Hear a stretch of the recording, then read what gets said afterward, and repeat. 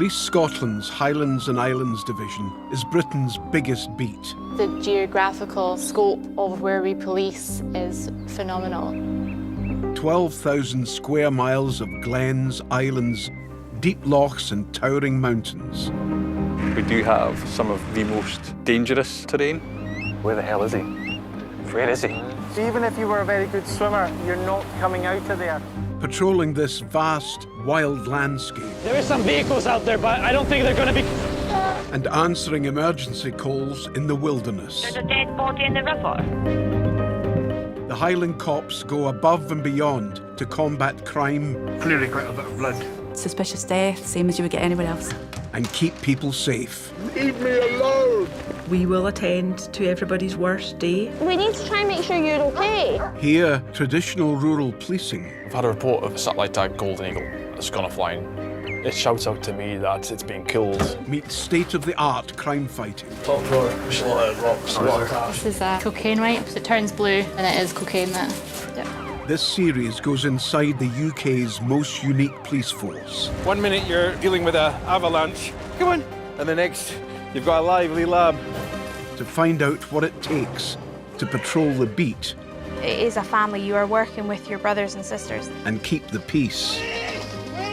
In some of the most beautiful and challenging places in Britain.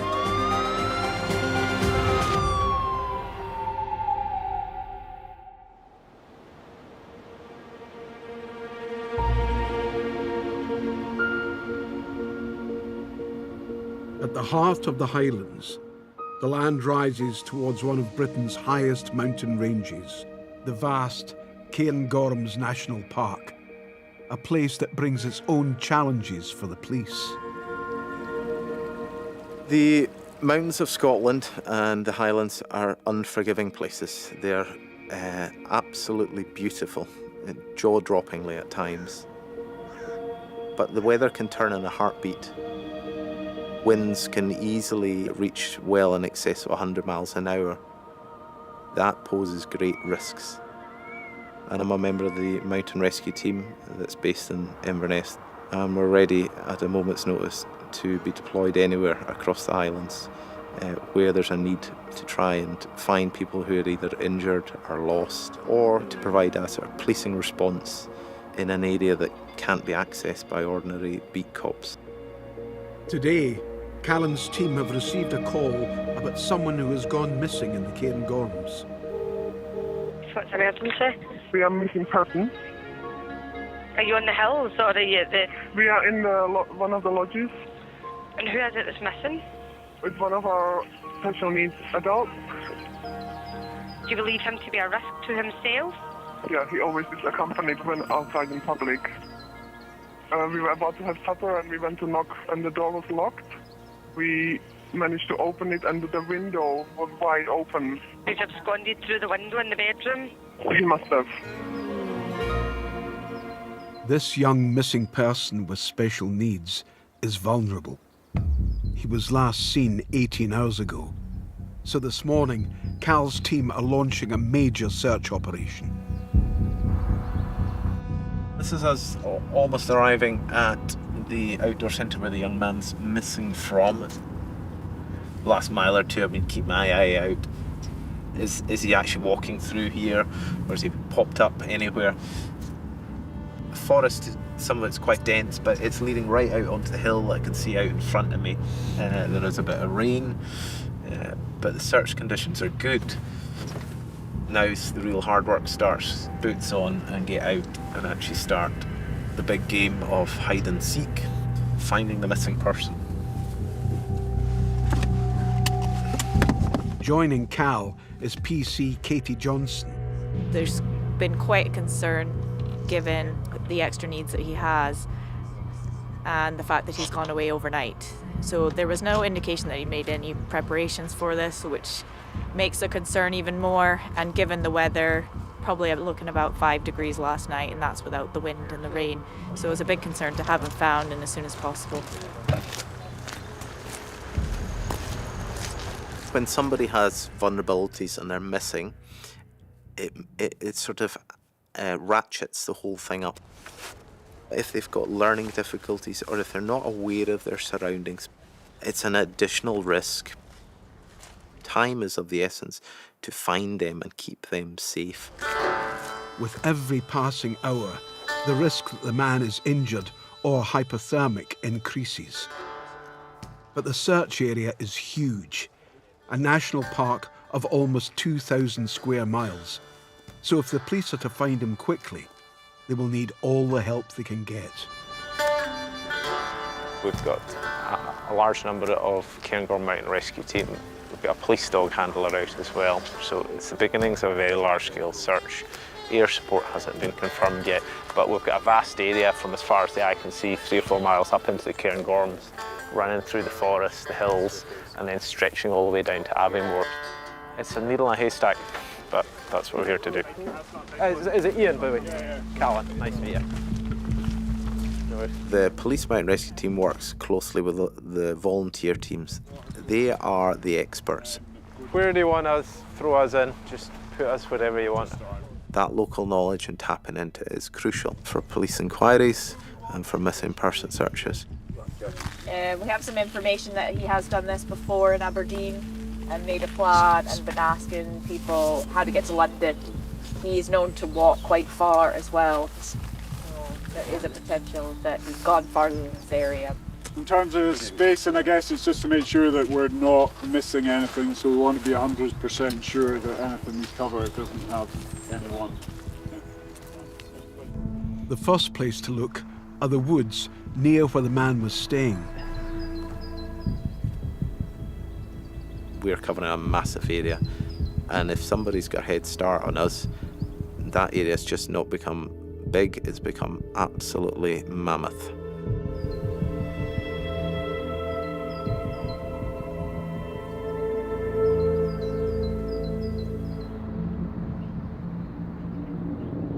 Sparsely populated regions like the Cairngorms make up much of N Division's beat, but at its heart is a busy city, Inverness. On duty today are traffic cops Elaine Madison and Donnie Stevenson.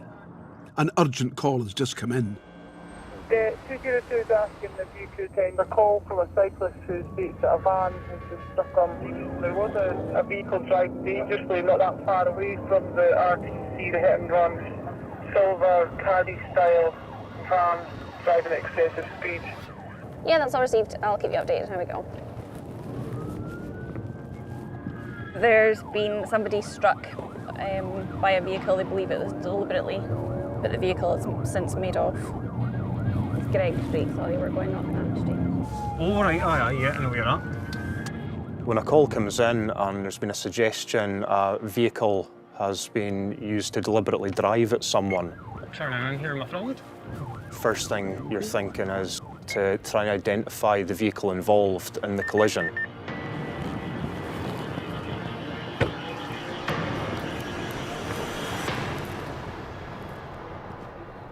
What happened exactly? When I came along this road, the vehicle came behind me and rammed me, and I landed over there. Did you get a look at the driver or anything like that? No. Any idea who's done it or? I haven't got a Scooby-Doo. Okay, no, that's fine. Thank you. The cyclist has only minor injuries and doesn't need hospital treatment, so Donnie and Elaine can start looking for evidence that can identify the culprit. That camera facing down there looks like a good shout. Yeah. That one there. We're going to see if we can get something off that. The camera is a private one, on a house overlooking the scene. It may have captured the moment of the crash. At the scene of a road traffic collision, we will always look for dash cam or CCTV opportunities. Having CCTV footage is best evidence. Witnesses may have seen something on the road. Sometimes folks' memories are confused. However, CCTV dash cam doesn't lie.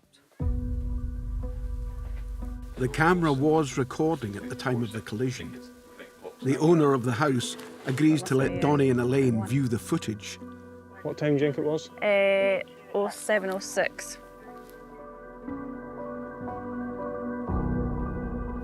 Here we go. It's playing now, What do you reckon? Reckon about there? No, back. There. Go. There, go for that. Oh, there we go.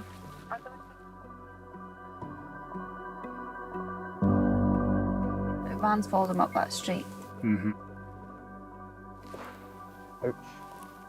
Male driver, anyway. The footage is clear, and it seems to back up the cyclist's claim that the driver hit him on purpose. Using a vehicle as a weapon doesn't often happen in the Highlands and Islands. That is very violent behaviour, especially in these circumstances where someone's been struck deliberately. You start thinking, is this person going to do it again to someone else? It's very important for us that we identify the offenders involved and apprehend them. Based on the CCTV footage, this is now a case of attempted murder. Whoever did it is still at large. They urgently need to be caught before anyone else is hurt. Across the city at Police HQ, detectives from CID are now taking charge of the investigation, led by DS Chris MacLeod. We heard the call that somebody has been knocked off their bike, which is not an uncommon call because road traffic collisions can happen and sometimes accidents can happen.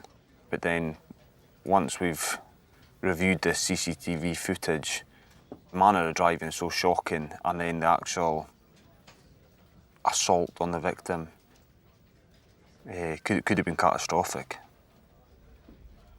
CID are responsible for dealing with serious crimes, anything from murder all the way down to dealing with serious assaults.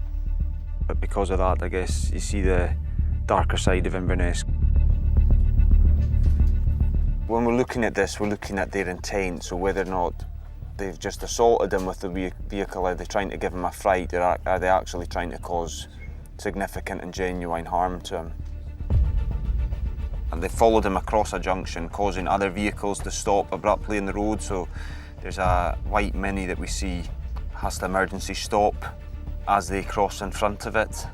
They basically chased the victim down and then wiped him out.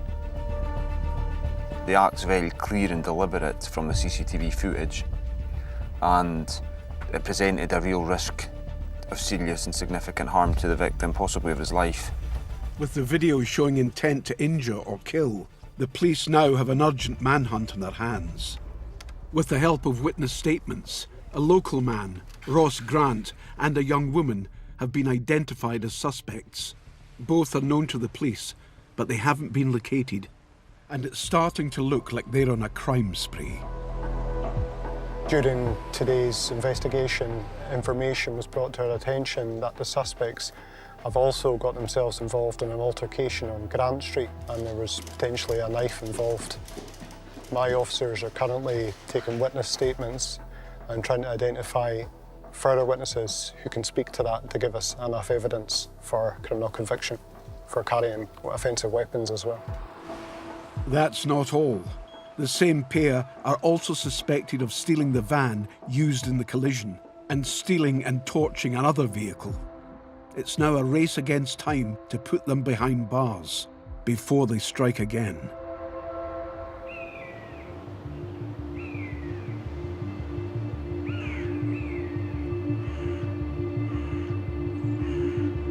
In the Cairngorms, PC's Cal MacLeod and Katie Johnson are continuing to search for a vulnerable young man who's missing.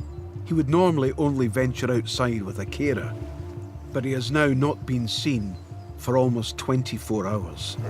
Ready? I search for a living. I look for things. That is my job. So when I search, I want to find something. Be it the bag of drugs, be it the missing child, be it the knife that's been used in a crime. So whilst in the mountain rescue team I'm not out there in a sort of criminal aspect, I'm bringing that same mindset and diligence to making sure that I find whatever it is I'm looking for. An initial sweep has come up blank. Okay, we're good? Yeah, good. So the team regroups and extends the search to an area behind the holiday house. When I'm searching through heavy areas of shrubbery, gorse, forested, wet marsh areas, it's not pleasant. but you have to stick your head in and look. It's dirty, uncomfortable work, but it needs to be done right in order to find somebody.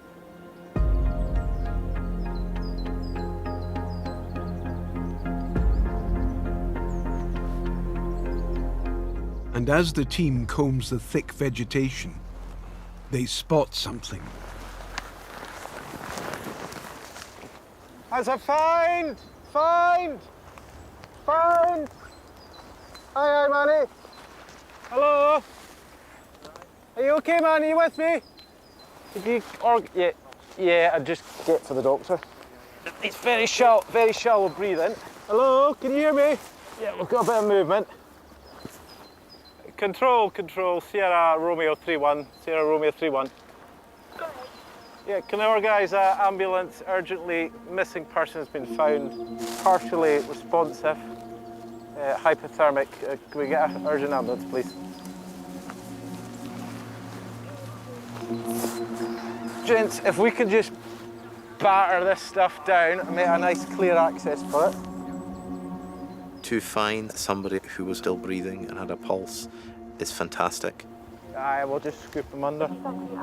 But the young man is really needing medical attention in order to prevent them from dying.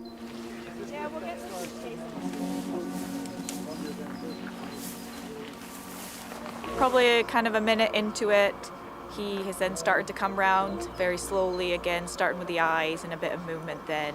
And then he started speaking to us. Were you there all night? Just a scoop and go rather than waiting. But it's probably your dog. Oh, something wasn't right. Okay. And have you been walking or have you been laying all night? No, Chris, Aye, that's You're getting warm. If we get him in the vehicle, we can probably get him back into the reception area a bit and get him in the building round there. That's probably the best bit. It's the warmest bit. Yeah. Everyone ready? Yep, Chris. The man is now responding, but after being out all night, he is hypothermic. He needs immediate medical attention. That's his shoes, yeah, we'll be needing them. So he needs some proper medical care. One of the doctors is in the Cairngorm Mountain team, so he's looking after him in a minute, and then an ambulance will take him to Aviemore Hospital, but it's a top little find just in a very tucked away spot.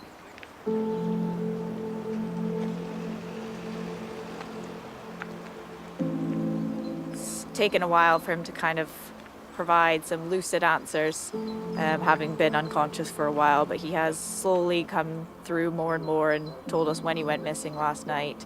And even now he's sitting up and having something to drink, so it's a really positive result for him and his family and obviously us as well. It's why we do this job, is to help people, to protect people, and to find people. So to find somebody alive is a great result for the team, but more importantly, it's a great result for that young man and also for his family and for the community at large. If the young man had died, it would have been reported as another person succumbed to their injuries in the outdoors in the Highlands, which is all too common an occurrence.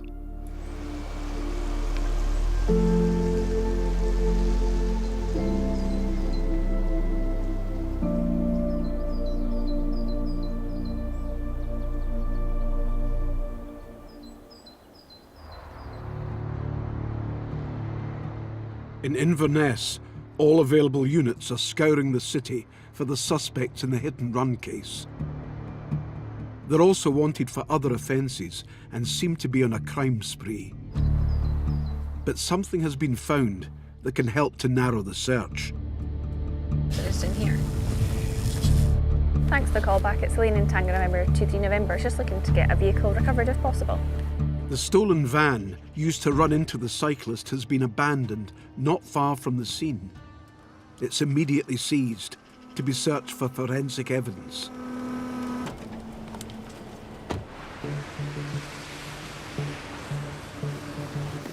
For DS Chris McLeod, this could prove key to the case. The way we look at it is every contact can leave a trace, so they've used this vehicle to hit him off the bike and If we can sort of evidence that this is the vehicle that was used to do that, you know, then that helps prove the case. These suspects have criminal records. They're known drug users and have recently been seen carrying weapons. In charge of searching for evidence is forensic scene examiner Ian Anderson. Some mention of him threatening people with a wrench. Yeah, or a knife, aye. There's a wrench in the footwell. Oh yeah. Got a screwdriver as well. Mm-hmm. A couple of crack pipes there too.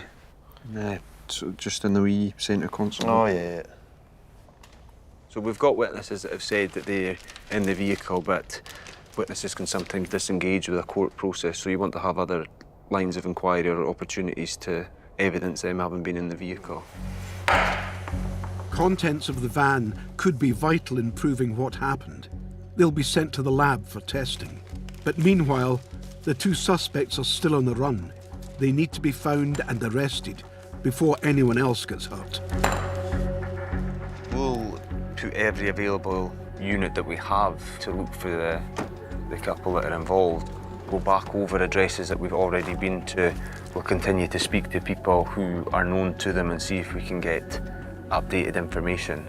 At the minute, we don't know where they are.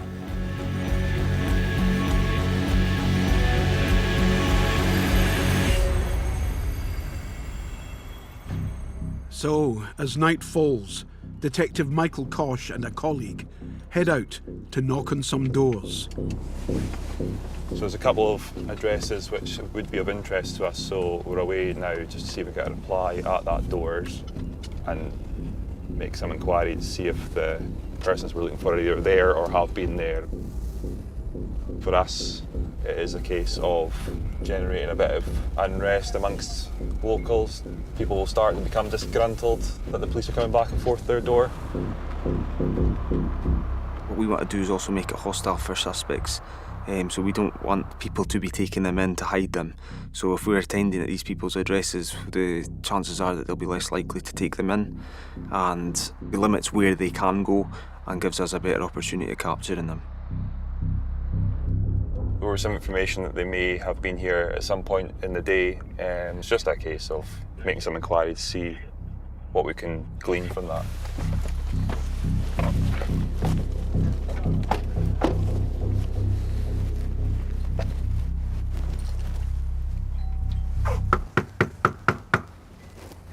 Hi, it's the police. Who's that?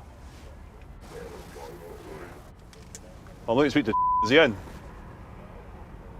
Well, who am I speaking to then? Well, I'm looking to speak to. What's your name, pal? He's just told me. He's not going to let us in. So it's a potential that the person we're looking for is either in there or certainly has been there, but obviously there's no reply to the door and we were kind of not very politely told to go. Undeterred, the officers continue asking questions at other addresses known to them in the area. Do you know where he is just now then? No.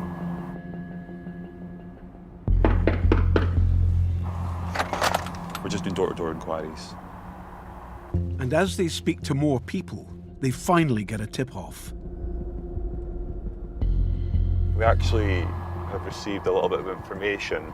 A knife maybe underneath a bin, which is not too far from where we're looking at just now.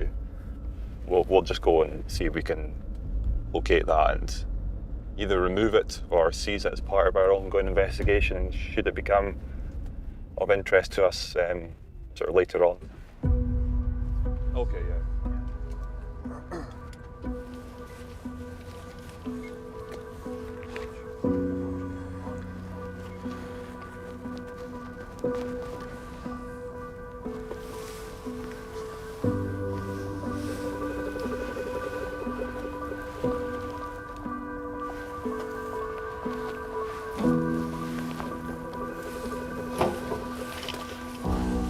Oh, there you go.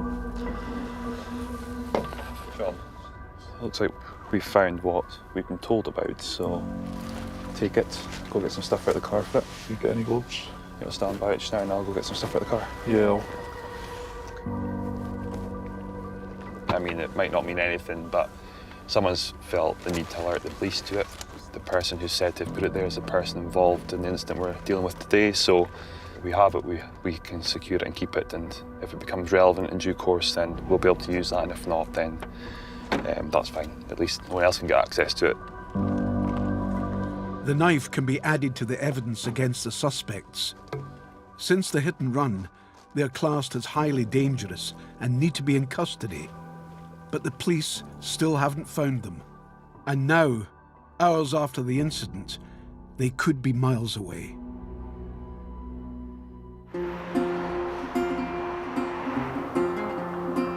Keeping the communities of the Highlands safe isn't just about fighting crime or finding missing people.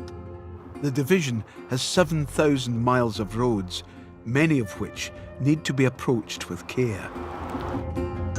The Highland area is really unique. It covers such a large geographical area. We don't have motorways, but we do have high-speed roads, and we've got country roads that are bendy, that are twisty, and when you introduce adverse weather into that, that can provide an additional challenge. But equally, it's a beautiful part of the country, and it's a wonderful area to police. Road deaths in the Highland Division are the highest in Scotland, but recently the numbers have been coming down. In 2023, 16 people lost their lives, 20 fewer than the previous year. Today, traffic cops Scott McClay and Mark Campbell are out on patrol at the western edge of the division, the Isle of Lewis. Scott and I both used to work over here, so we know our way about a little bit. We'll probably go and do some speed checks somewhere and just see where we end up, basically. I think it's really important that we obviously support not just our colleagues that are working in the island areas, but the communities that we serve.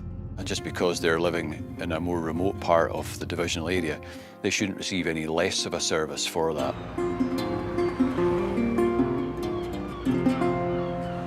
We've taken the unmarked car, maybe catch offences that you wouldn't otherwise catch in a marked car, but got a text from somebody over here that the car had been seen in the queue for the ferry this morning, and it's obviously done the rounds, so a few people will be aware that we're here. Tucked in off the road, Scott and Mark are on the lookout for speeders. 42. And also checking for other kinds of dangerous driving. Oh, here we go. A little bit overweight. And he's not wearing his belt. Not wearing his belt. I've booked him for his belt before. This is a small community, so it's hardly surprising that Mark recognises the driver. If you can typically see the load, like this guy's got like gravel or grit above the sides like that, there's a fair chance he's close to being overweight. And for the van driver, Innes, Mark is also a familiar face. Oh, I will believe it. What? Uh-huh. Yeah. And guess who was in that vehicle? Me. How much have you got on, do you know? Oh, less than a ton. I just picked it up, it's concrete. Well, you still a Sparky, yeah? Still a Sparky, but yeah, I've got ready mix coming in the morning to pour the on the floor heating, and the screeds aren't set, and it was mad panic last minute. I was like, yeah. Here we are. We'll take you to get weighed, I think. I think there's a fair chance you'll be pretty close. You can go up and turn somewhere, we'll turn here. Yeah, well, you can follow us, like. For Innes to be charged, the weight of his van will need to be confirmed, which means a trip back to the ferry terminal to use the weighbridge. The rear springs give us an indication of whether the vehicle's potentially overweight, and he's certainly shown a fair bit of weight nearly on the bump stops there. This vehicle's permitted to be 3.5 tons, so he's probably, maybe, I don't know, maybe I'll eat my words, but I think he's probably about 3.8, something along those lines. Every vehicle will have a plated weight, so if that safe weight is being exceeded, it will affect the braking, the steering, Now, when you introduce country roads or rural roads into that, it increases the risk then of that vehicle coming to grief. You count as well, so you need to either sit in it or stand on it. Just stay still. So it's 3940 kilograms, so whatever that is, 440 kilos over, so we'll deal with it. Innes, you're 3940. You're joking? Yeah. The officers can't let Innes leave until his van is under the permitted weight. I'm in a major predicament now. I'm 400 over, and I need to get, it's a dry mix that I put in the back of the pickup for setting screeds out for tomorrow. And I'm humming and hawing, and obviously I can't leave here like unloaded, but my trailer's full, everything's full, and I'm panicking. I can't leave here till I get some of it unloaded. So I'm phoning everybody I know. Oh, here we go. Perfect, thank you. Cheers, cheers, bye-bye, bye-bye. That's one I owe my old boss, sir. With help on the way, the officers leave Innes with 2 charges. We do find sometimes in the rural communities that there can be an element of complacency given the remoteness of where they live and also maybe the more limited interaction that they might have with the police. But today, one rural biker who's pushing his luck is about to have an interaction with the traffic cops. 64 in a 30. Dangerous? Yep.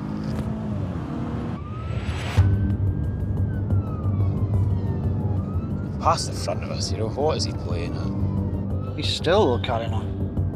As the bike shows no signs of slowing down, Mark holds his speed to keep it in sight. Comes ready if you get it.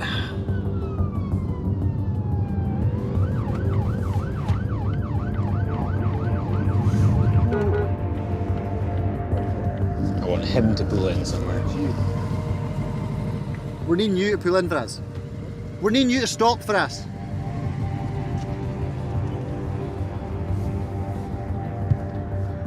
Bikers are always a little bit hard to stop because they've got their helmets on. They maybe can't see behind them quite as much. You know what I mean?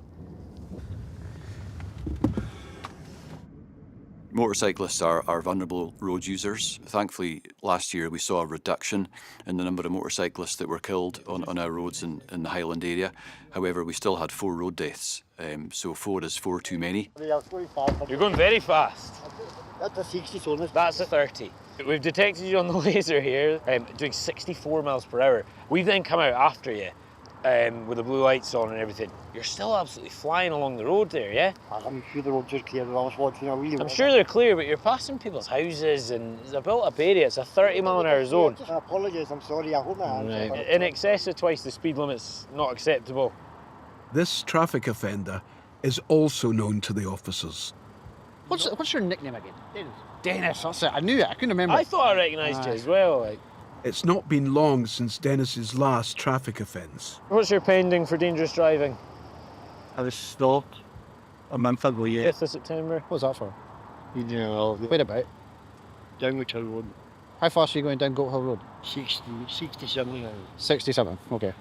I'm losing my licence now for sure anyway. See, before you start thinking about worst case scenario, you'll be riding away from here in a couple of minutes' time, yeah? Nothing changes immediately right now, apart from us giving you a waggy finger and charging you with... We'll explain that in a second, but we're going to charge you with dangerous driving, okay? Do you understand that? Yeah, it's charged, but that's it.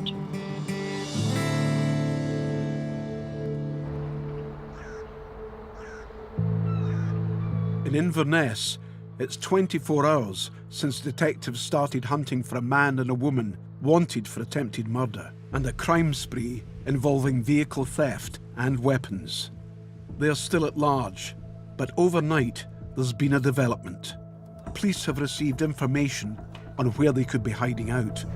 Just go in and if anybody is getting leery, just get control. They can both be arrested Section 1 for attempt murder based on CCTV evidence and other witness evidence. Happy with that? Good. Right, we'll just go. We'll just head up, We rely heavily on information, whether that's from intelligence, whether that's through witness information, whether that's through private space CCTV. All the information that we can gather generally tends to be in the hands of the public, and a police force is only as good as the public allows them to be. Yes, we've got a number of units who are just going to head up to see if we can capture them within the address. At the minute, there's probably not grounds to force entry to the property, even if they're in there, because there's not any warrants in place. But the urgency comes from the fact that they've caused a risk to several members of the public, caused damage to various people's properties, and so we're trying to nullify a continuation of that behaviour. They're catching folk off guard. Nobody's expected or seen this coming, so when people are behaving unpredictably, it's not folk don't feel safe around that, you know.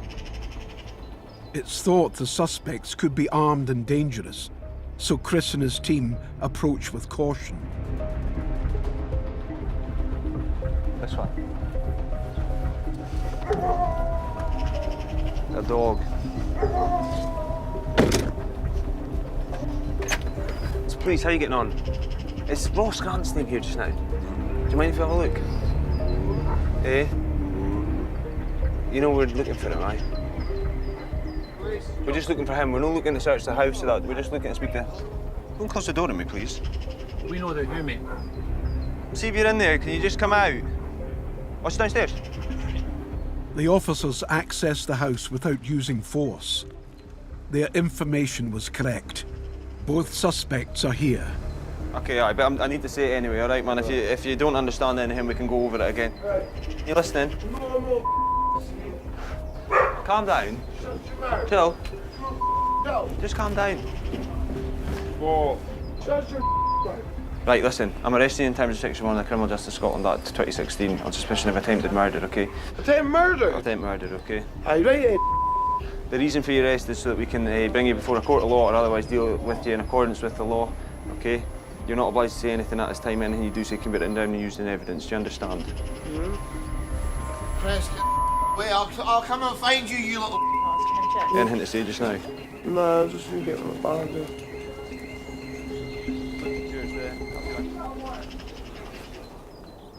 I says that the heavy shut your man. Yeah, good job, everybody. Really? Great. So that's where we rely on the public to, for information and intelligence and stuff like that. And when it's credible like that, we action it straight away, and there you go as a result. And that's two folk who've been causing a nightmare for citizens in Inverness arrested and can be dealt with in respect to this incident now, so it's ideal. As the Highlands' only city, Inverness is the north of Scotland's nightlife capital, never livelier than on a Saturday night. Go ahead, mate. Keeping an eye on things are PC's Laurie Cuthbertson and Aidan MacDonald.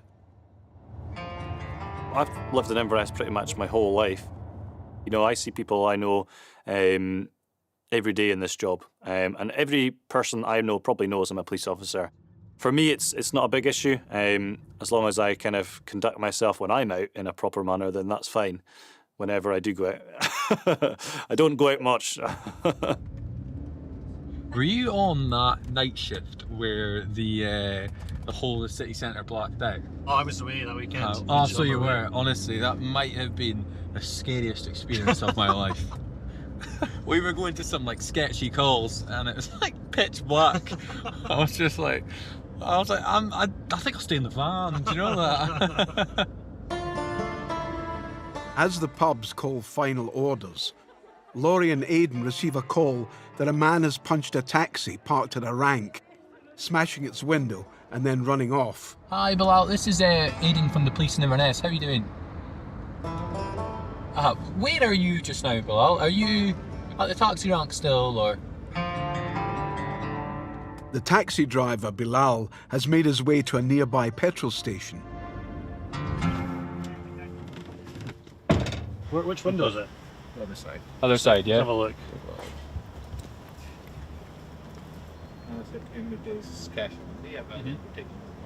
Yeah. Take card. A window. What, just with his fist? You don't have any cameras in your vehicle at all, no? And where did it happen? On the taxi rank. On the taxi rank, okay. This is actually the second attack Bilal has been subjected to this week. A few days ago, he suffered a vicious verbal assault, which went viral. You had a passenger recently, is that right? Yeah. Oh, is it yourself? Don't recognise me with a hat, that's why, yeah. Goodness me, you're not having much the best luck, no. Go ahead. This taxi driver had a previous call to the police where he'd been racially abused quite severely in his taxi, and he put a video on social media about it. A foreign. Oh, okay. A bomber. Oh, right, Theo. You shouldn't even be in our country. You're not even Scottish. Why do you go back here, foreign land? Oh, okay. Parasite. Anything else you want to say? Parasite, that's what you are. Anything else you want to say? I seen the video of Bilal on Facebook. It was quite widespread throughout Inverness. It was a horrible video. I was really uncomfortable watching it. Bilal he's just doing his job, and no one should go to their job and get abused like that. When you deal with racism, there has to be a zero tolerance approach. As a police officer, I have seen a lot of these incidents. I have no idea why anyone would want to be racist.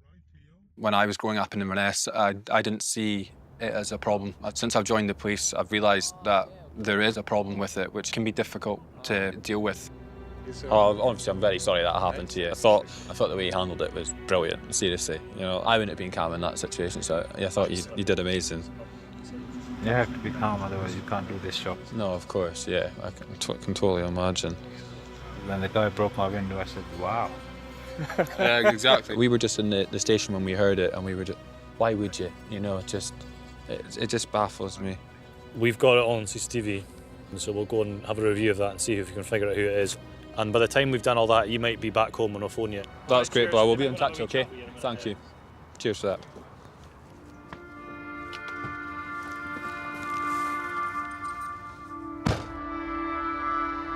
Someone's just basically been unhappy because they've not been able to pay card and smashed his window. Like, what? How has that happened? So taxi drivers deal with similar customers we deal with at similar states of intoxication, the rough end of people's behaviours and the final straws of their nights. So we do feel sympathy for them because we have to deal with the same kind of issues. The next step for Laurie and Aidan is to check if the man who smashed Bilal's window had been captured on CCTV. Here's a taxi here. Yeah. So we know from what taxi driver said that he was a bit rude to him here. Yeah. And he's told him he was going to smash the window. So that's why he starts pulling away there a wee bit, doesn't he? There you go. There he is. Everyone just the window. jumps away, don't they? Like, I mean, I'm not sure how easy it is to punch a window, but it seems pretty hard, you know? He seems quite a big guy as well, doesn't he? You know. As you can see, all the members of the public... Oh, they all turn round, don't they? And they're all really not doing anything, just standing it's a bit of a shame, isn't it? I know. So he's now realised that he's in trouble, so he starts walking away. And I think there he goes, starts running. Yeah. As they spool through the footage, Aidan and Laurie spot a lead. The suspect seems to have been picked up by another taxi later on at a nearby hotel. I phoned all the taxi companies and they don't have any pickups, but there's a fair load of private taxis that drive at Inverness and don't log into anything like that. They just pick up where they want. So we're going to go up to Premier Inn and check their CCTV, see if I can get a reg for that taxi driver. And take it from there.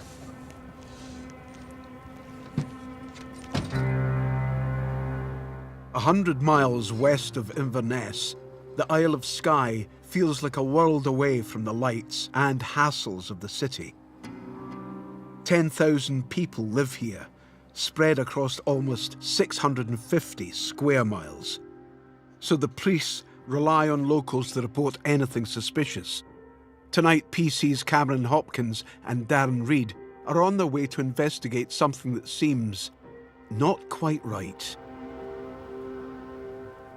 I had a bit of a strange call coming in about a rucksack sitting at an edge of a road on an unsecured property, and a dog walker noticed it yesterday, so she's just a bit concerned that there might be somebody needing help. You should describe the man at all. A rucksack.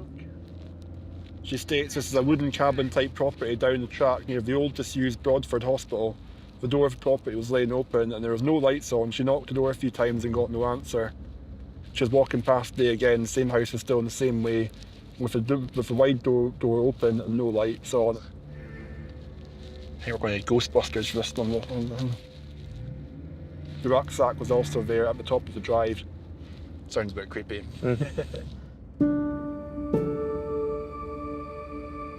Straight, just go straight, mate. I think people know what's normal and then they know what's not. I think trust your gut's quite a age-old saying, and it's very true. You know, if it doesn't feel right, it's probably not. So the lady made a fair assumption that there could be somebody dead behind the door or somebody come to harm. Slow. No, that's not it. And she just felt that something was off. It's not in here. Both Darren and Cameron are new to the Skye beat. Finding their way in the dark can still be a challenge. The thing about Skye is that there's very little street lights, there's very little kind of light pollution from neighbouring properties or anything like that. It's pitch black when you're going to these things, and it does add to the kind of the eeriness of it all. Just down by the harbour, so we've got a rough point on where this is. There's a kind of like duck track, or not duck track, but there can be the thought that there could be something more serious going on, or is needing our help, is needing assistance. So it's very, very time critical. We get in there and we find out what's going on and make sure we can provide assistance. To help them find their way in the dark, they've arranged to meet the woman who originally raised the alarm.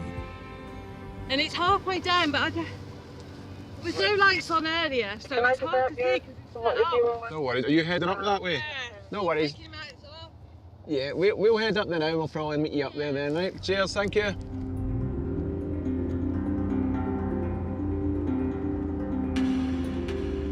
There's a rucksack in it. What's on there? Approaching the house, Cameron and Darren first come across the child's backpack reported by the woman. It's like a kid's jacket, it's like a school bag, isn't it? It does play through your head, you're kind of wondering if a child's maybe come to harm. We had no reports of any child in distress that day. And it could just be something as innocent as somebody's left it when they've got a lift and forgot about it. It's better just to go and check. There's nothing suspicious in the rucksack, so Cameron and Darren can move on to check the house. Is the other door shut? We've not been round properly yet. We can go. Yesterday, when I came back, went on the walk, then it was open when I came back an hour later. And then today, when I've come back, it's still open. That's why I phoned you up. If you don't mind, just kind of hang about and we'll go up and chat it and make sure everything's okay. And if we need anything else from you, we'll give you a shout, all right? Still open, Karen? Yeah, it looks like it could be like a staff room of some description. There's a weird smell in here now. You got gloves on you, mate? Yeah.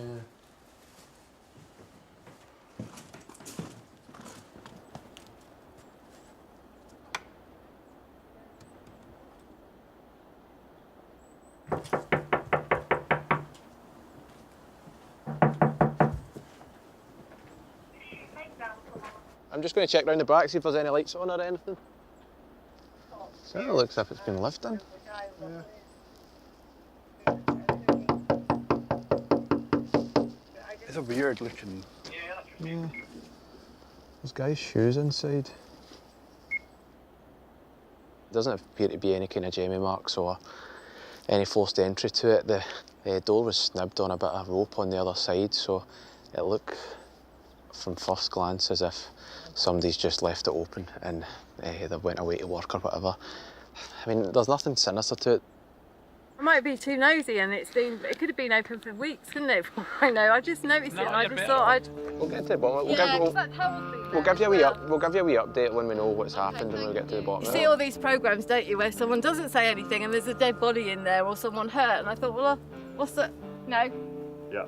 I'd rather do that and look silly and nothing wrong than ignore it and someone hurt in there. We don't really have any concern for anybody at this moment in time. Yeah, strange. Could have been something. It could have been worst case scenario, but yeah, we're thankful that it's not.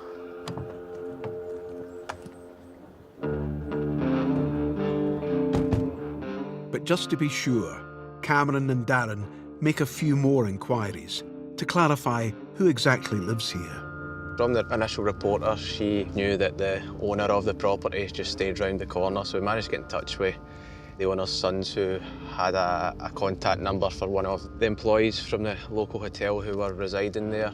We've just made contact with her, and she was happy for us just to go inside the property and make sure there was no signs of disturbance. We've let her know and she's quite happy, and we just stood down, yeah, just good intent from the reporter, but ultimately nothing for us.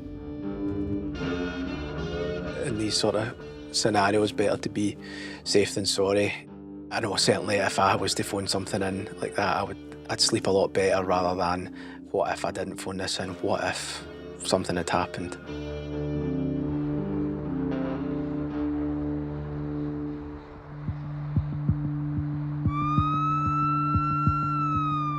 In Inverness, PC's Laurie and Aidan are hunting for a man who smashed the window of a taxi while the driver was inside. Have you had anyone like come here asking for taxis at all? Yeah. Past maybe hour? No. CCTV shows the suspect later getting into another cab at this hotel. Essentially, there was someone that's got picked up in a taxi just like at the end of the car park there. I'm trying to find out who the taxi driver was. I need to speak to him about the folk that got in it. Nobody's come in. Okay, that's fine. Thank you very much anyway, thanks for your help. Perfect, cheers, ta.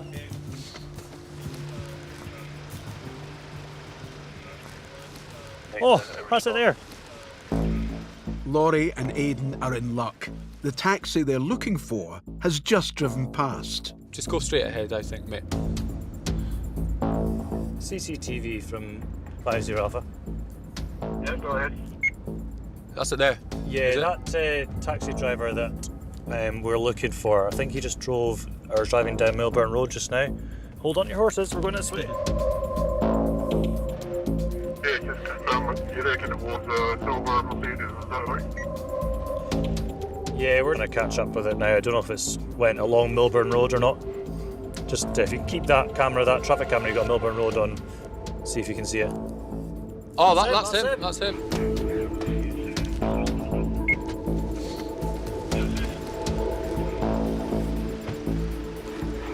Hi mate, did you pick someone up at the Premier Inn just on Milburn Road? Yeah, we're trying to locate them. Where did you drop them off? I took the turn off for Moloki. Did they give you any details from them at all? This is the name they gave it to me. Okay, great. Where to take. That's North Keswick. But they stopped 400 yards before this house. Oh, okay. It is a turning for, is a nursery. I saw a sign for a nursery or something. The flower place, Yeah, that one. So they've not even given the right address? Unbelievable. So they could have been in any of these houses up here, I suppose. Yeah. Did they give you any name at all? No. I just picked up from. And how did they pay you? Cash. Cash. Are you joking? Oh my word. They gave me £20 and. I know. Never. Well, essentially, the reason the taxi driver is saying that they smashed his windows because they said, "Do you take card?" And he said, "No, it's just cash only just now." And then he said, "Oh, you must take card." And he's got really angry and smashed his window. But then he's paid you cash. The officers are closing in on the suspect. Oh, here we go. But before they can follow up this lead, another, more urgent call comes in. 50 Alpha, we'll be attending. Sorry, where are we going? Church Street. One of their fellow officers has been assaulted nearby.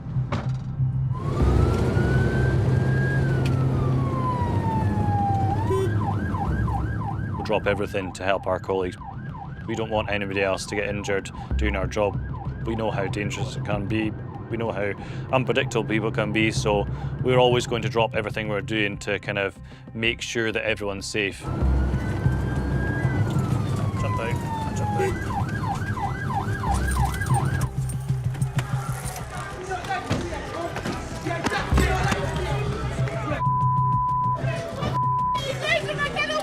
Right, stand back. Right. Okay. Right. Let's set up, okay? And we'll have a proper chat, okay? Right, okay. Hey. What's hurting me? I want to Right, can you pull your legs up and stand up? Do you want me to drag you along? Do you want to behave like an adult? Right, I'll be your way then. I'm not doing it. Speak to us like an adult, and we'll maybe speak to you like an adult. But you're speaking. Swear to speak to me then, like, please. You're under arrest for police assault, okay? I'm not assaulting anybody. No, You're power to the head. It affects the police from all angles being assaulted, whether it's personally, professionally, staffing, you know, it has major issues in the police. And it's very common for us. It's just part of our job at the moment. Okay, my left wrist, please. 2 seconds. Okay, that's fine. Listen, stand up. Smailing your legs about. Could you please give us your details, okay? Right. Okay. Right, she's okay. She's calming down now, all right? It's fine. She's completely fine. She's completely fine. Yeah, we've been through this, all right? Okay? Hi.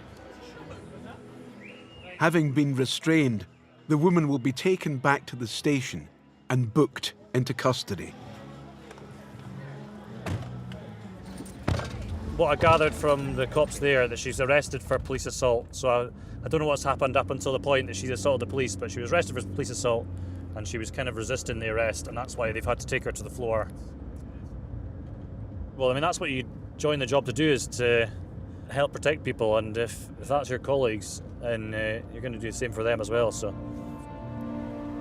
After the earlier assault on the taxi driver, this is a second violent incident Laurie and Aidan have dealt with tonight. It's something they face daily in their role keeping communities safe for everyone.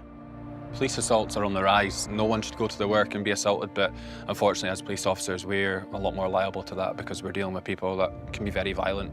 When we're dealing with people who have kind of been the victim of someone who's been quite threatening and abusive towards them, I think the victim of that, they can relate to us because obviously we deal with that every single day, and you can relate to this person. You know, you've gone through these sort of things, so you can show sympathy, you can show empathy, you can be understanding with these sort of things.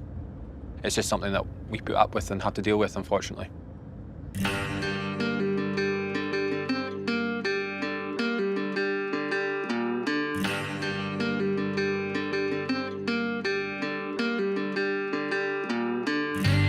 Yes.